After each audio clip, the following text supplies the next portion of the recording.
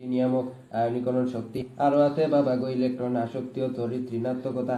এর মধ্যে আয়নীকরণ বিভবের মান থেকে ধাতুর এবং ইলেকট্রন আসক্তি এবং তড়িৎ ঋণাত্মকতার মান থেকে অধাতুর সক্রিয়তা সম্পর্কে বাবা গো ধারণা পাওয়া যায়।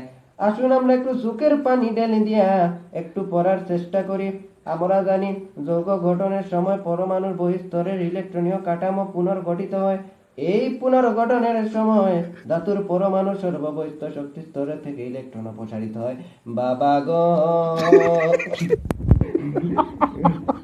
অবস্থায় কোনো বলের এক মোল বিচ্ছিন্ন পরমাণু প্রতিটি সর্ববহিঃস্থ স্তর থেকে এক মোল ইলেকট্রন অসীম দূরত্বে অপসারণ করে।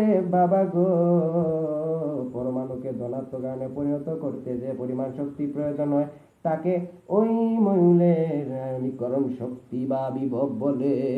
সুবহানাল্লাহ। বেড়া ফটো তুললি